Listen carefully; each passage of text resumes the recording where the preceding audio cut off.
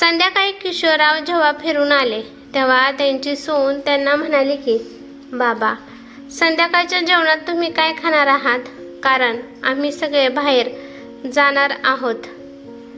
किशोरराव यांनी मनातल्या मनात विचार केला की आज तर रविवार नाही किंवा कुठे फंक्शन नाही, तर मग हे बाहेर कुठे चालले आहेत. किशोरराव त्यांच्या सुनाकडे पाहून हळूच हसले आणि म्हणाले की ठीक आहे सुनबाई, 2 भाकरी बनव, मी त्या दुधासोबत खातो. बाबा, सकाळच्या 2 भाकरी शिल्लक आहेत, त्या जर तुम्ही. एवढं बोलल्यावर किशोररावांना समजलं की सुनबाईला भाकर बनवण्याचा मूड नाही.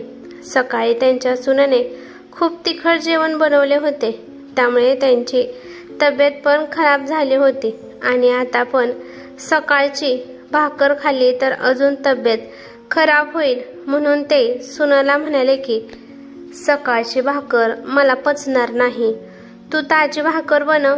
हे ऐकून सून बडबड करू लागली, तुम्ही कधी मला समजून घेत नाही. 2 भाकरी केल्या किंवा 10 भाकरी केल्या, मला तेवढंच काम पडते. भाकरी बनवण्यावर किचन कट्टा परत स्वच्छ करावा लागतो, 1000 कामे वाढत जातात. किशोरराव आश्चर्याने पाहू लागले. त्यांनी तर फक्त 2 भाकरी बनवायला सांगितल्या होत्या, बाकीचं काही सुद्धा सांगितलं नव्हतं. किशोररावांना राग तर खूप आला होता, पण त्यांनी राग गटागटा गिळला. किशोररावांना जितक्या लवकर राग येत होता तितक्या लवकर निघून पण जात होता. अचानक त्यांना त्यांच्या पत्नीची आठवण आली. त्यांच्या पत्नीने कधीच त्यांना शिळी भाकर खाण्यासाठी दिली नाही. त्यांची पत्नी जेवणाबरोबर सलाद, दही, लोणचं, पापड हे नेहमीच त्या देत असायच्या. आज विचार करून किशोररावांना चक्कर येऊ लागली होती. अचानक किशोरराव त्यांच्या सुनेला म्हणाले, राहू दे सुनबाई, मी सकाळची भाकरी खातो, तू विनाकारण त्रास करून घेऊ नकोस. तुला बाहेर जाण्यासाठी उशीर होईल आणि असं पण तुझ्या हातची भाकर मऊ असते, चालेल मला. किशोररावांचं बोलणं ऐकून सून खूप खुश झाली आणि गोड आवाजात म्हणाली की बाबा, तुम्हाला चहा प्यायचा का? जर सुनबाई तू तुझ्यासाठी चहा बनवत असेल तर माझ्यासाठी पण थोडा बनव. त्यांना तर चहा पिऊ वाटत होता, परंतु ते आता त्यांची इच्छा मनातच दाबत होते. सून लगेचच किचनमध्ये गेली. इकडे किशोरराव विचार करतात की काय आयुष्य झाले आहे, माझ्यापाशी करोडोची संपत्ती आहे, मी हे घर अजून माझ्या मुलाच्या नावावर पण केलं नाही. तूच माझा एकुलता एक मुलगा आहे, मी मेल्यानंतर तुझंच हे घर होणार आहे, असं सांगून त्यांनी किती वेळा हा विषय टाळला आहे. बँकेमध्ये पण लाखोने रुपये पडले आहेत, तरी पण मला घरात 2 भाकरीसाठी आणि चांगल्या चहासाठी तरसायला लागत आहे. जर माझ्यापाशी एवढे पैसे असून पण माझे हे हाल आहेत आणि त्यांच्यापाशी काहीच नसेल, त्यांना तर कशी वागणूक दिली जात असेल. किशोरराव डोळे झाकून काहीतरी विचार करत होते, तेव्हा अचानक यांची पत्नी त्यांच्या विचारामध्ये आली आणि म्हणाली की तुम्हाला किती वेळा सांगितलं होतं की किचनमधील काम करायला शिका, कोणतं काम शिकलेलं वाया जात नाही. साधा चहा सुद्धा तुम्ही बनवायला शिकला नाही, आता तुम्हाला त्याची गरज आहे ना, तुम्ही माझं कधीच ऐकून घेतलं नाही. त्यांच्या बायकोचं बोलणं किशोररावांना समजत होतं, पण ते काही करू शकत नव्हते. बायकोच्या आठवणीत त्यांना रडायला आले आणि डोळ्यातील अश्रू गालावर ओघळले. जेव्हापासून त्यांची पत्नी त्यांच्या आयुष्यात आली होती तेव्हापासून त्यांनी कधीच घरात लक्ष दिले नाही, कधीच कोणतंच काम केलं नाही. आपल्याला चांगली बायको मिळाली म्हणून त्यांचा व्यवसाय पण खूप चांगला चालू लागला आणि त्या व्यवसायातूनच त्यांनी घरदार आणि मुलाचं शिक्षण केलं, शिवाय मुलाचं लग्न पण केलं आणि गरजेच्या टायमाला आता हातात पैसे पण आहेत. त्यांची पत्नी पण खूप सांभाळून पैसे वापरत होती. किती पण पैसे हातात आले तरी कधीच त्यांनी उधळपट्टी केली नाही. कधीच त्यांनी बाहेर जाण्याचा, खाण्याचा, फिरण्याचा किशोररावांकडे हट्ट केला नाही. त्या नेहमी दुसऱ्यांच्या आनंदात आनंद मानत होत्या. किशोररावांनी खूप चांगलं पुण्य केलं होतं म्हणून त्यांना गुणाची बायको मिळाली होती. किशोरराव आपल्या पत्नीची खूप इज्जत करत होते. तिला खूप आधार देत होते. पण ही गोष्ट ते कधी त्यांना बोलू शकले नाही. किशोररावांना आता वाटू लागले की आपण बायकोला बाहेर फिरायला घेऊन जायला पाहिजे होते. बाहेर हॉटेलात खायला न्यायला पाहिजे होते. कदाचित एखादा गजरा आणून तिच्या केसात माळायला पाहिजे होता. रोमॅन्टिक होऊन तिच्यासोबत गप्पा मारायला पाहिजे होत्या. असे अनेक क्षण आता त्यांना आठवू लागले होते आणि ते क्षण आपण आपल्या बायकोसोबत घालवले नाही. यामुळे त्यांना वाईट वाटत होते. रोजच्या धावपळीमुळे आणि जिम्मेदारीमुळे त्यांना कधी त्यांच्या पत्नीकडे लक्ष देता आले नाही. पण जेव्हा त्यांची पत्नी हे जग सोडून गेली तेव्हा त्यांना सगळ्या गोष्टीचा पश्चाताप होऊ लागला. मी पैशाच्या मागे धावलो परंतु आपण बायकोला पुरेसा वेळ दिला नाही याची खंत त्यांना वाटत होती.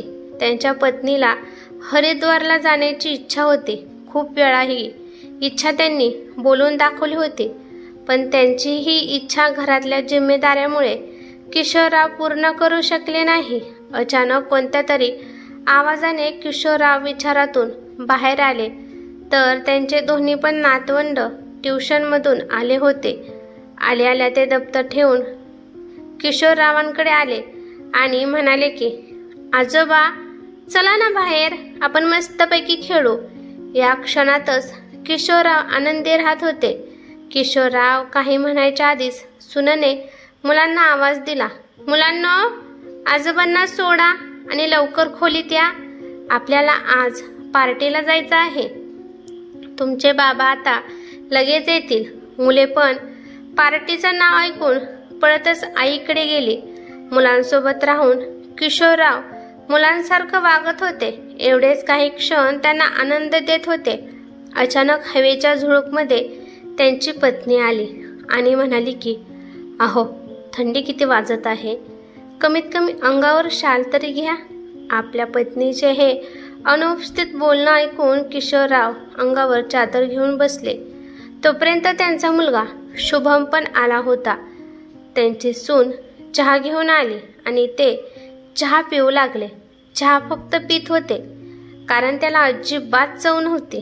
त्यांना आठवलं की त्यांची बायको इतका सुंदर चहा बनवत होती की दिवसभर त्यांच्या जिभेवर ती चव रेंगाळत होती. थोड्या वेळाने ते उठले आणि स्वतःच कप धुवू लागले आणि देवाला म्हणू लागले की देवा, बिना बायकोचं आयुष्य कसं काढू? तिच्याशिवाय माझं आयुष्य अपूर्ण आहे. जगू का मरू असं मला झालं आहे.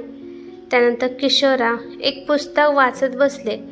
पुस्तक वाचत असताना त्यांची नजर अचानक तुळशीकडे गेली. अचानक त्यांना जाणवलं की नाराज झालेल्या तुळशीच्या चेहऱ्यावर स्मित हास्य आले आहे आणि हे पाहून किशोरराव पण स्मित हास्य करू लागले आणि मनात विचार केला की आता रोज आपण उठून तुळशी मातेला पाणी व्हायचे. त्यांना आठवलं की त्यांची पत्नी रोज तुळशी मातेला पाणी देत होती आणि रोज संध्याकाळी तिला तिच्या पुढे दिवा लावत असायची. आता संध्याकाळच्या वेळी देवापाशी पण दिवा नव्हता आणि तो तुळशीपाशी पण दिवा जळत नव्हता. त्यांची बायको खूप संस्कारी होती. माहीत नाही तिच्या अंगात एवढे गुण कसे आले होते. जणू साक्षात ती लक्ष्मीच असावी. सुनाला पण हजारो कामे असतात त्यामुळे तिला देवाकडे लक्ष देण्यासाठी वेळच नसतो. माहीत नाही माझी बायको मला धोका देऊन गेली. निम्या रस्त्यात मला एकट्याला सोडून गेली. मला तिची काळजी पण घेऊन दिली नाही आणि सेवा पण करून दिली नाही. फक्त 3च दिवस तिला ताप आला आणि त्याच्यातच ती गेली. तापामुळे कोण देवाघरी जाते का? विचार करता करता अजून एकदा किशोररावांच्या डोळ्यात अश्रू आले. अचानक त्यांचा मुलगा शुभम त्यांना म्हणाला, बाबा, इथे कुठे एवढ्या हवेत बसला आहात? जाऊन आतमध्ये बसा. आज्ञाकारी वडिलांप्रमाणे ते उठले आणि आतमध्ये जाऊन बसले. दोन्ही नातवंड, सून आणि मुलगा सगळे जाण्यासाठी तयार झाले, पण कोणीच त्यांना खोटं खोटं आमच्यासोबत चला म्हणून पण कोणी म्हणाले नाही. आणि असं पण त्या पार्टीत माझं तरी काय काम आहे असे ते विचार करू लागले. बाबा, जास्त वेळ जागत राहू नका. जेवण ठेवले आहे ते जेवण खा आणि गोळ्या खाऊन झोपी जावा. बाहेरील गेट लावा. आमच्याकडे चावी आहे, आम्ही आल्यावर खोलू. गेल्या आठवड्यापासून त्यांना त्रास होत होता, पण मुलाला त्यांना दवाखान्यात नेण्यासाठी वेळ नव्हता, परंतु आज त्याच मुलाला पार्टीला जाण्यासाठी वेळ होता. हा विचार करून मनातल्या मनातच किशोरराव हसत होते. जर आपला सिक्का खोटा असेल तर कुणाला काही म्हणून फायदाच नसतो. डोक्यामध्ये हजारो प्रश्न घुमत होते. त्यांनी डोक्याने हा म्हणून त्यांना उत्तर दिले आणि हॉलमध्ये येऊन बसले. त्यांचं जेवण खाण्याचं मन नव्हतं म्हणून त्यांनी टीव्ही ऑन केला. तेव्हा त्यांना समजलं की आज तर व्हॅलेंटाईन दिवस आहे. आज प्रेमाचा दिवस आहे, त्यामुळे प्रत्येक ठिकाणी पार्टी एन्जॉय केले जाते. मग त्यांना समजले की व्हॅलेंटाईन्स डे आहे म्हणूनच सून आणि मुलगा पार्टीसाठी गेले आहेत. ते विचार करतात, आमच्या जमान्यात प्रेम तर होते, पण प्रेम व्यक्त करण्यासाठी पूर्ण आयुष्य निघून जाते. त्यांनी कधीच माझं तुझ्यावर खूप प्रेम आहे किंवा मला तू खूप आवडते असं कधीच ते आपल्या पत्नीला म्हणाले नव्हते. कधी ते आपल्या बायकोच्या वाढदिवसाला गिफ्ट घेऊन आले नाही किंवा लग्नाच्या वाढदिवसाला सुद्धा ते आपल्या बायकोसाठी काही घेऊन आले नाही. तरी पण त्यांची पत्नी प्रसन्न, आनंदी होती. कधीच कोणत्या गोष्टीसाठी त्यांच्या पत्नीने त्यांच्याकडे हट्ट केला नाही. माहीत नाही अचानक किशोररावांना काय झालं. त्यांनी त्यांची काठी घेतली, पाकिट घेतलं आणि घराची चावी घेऊन ते बाहेर निघून आले आणि असे जिकडे रस्ता जाईल तिकडे चालू लागले. सगळीकडे लाइटिंग, मस्ती आणि एन्जॉयचे आवाज येत होते. शिवाय सगळीकडे गुलाबाचे फूल, पुष्पगुच्छ विकायला होते. हे सगळं पाहून किशोररावांचं मन विचलित झालं होतं. त्यांच्या हृदयात तीव्र वेदना होऊ लागल्या. काहीतरी आपल्या हातून सुटलं आहे याचं त्यांना खूप दुःख वाटू लागलं.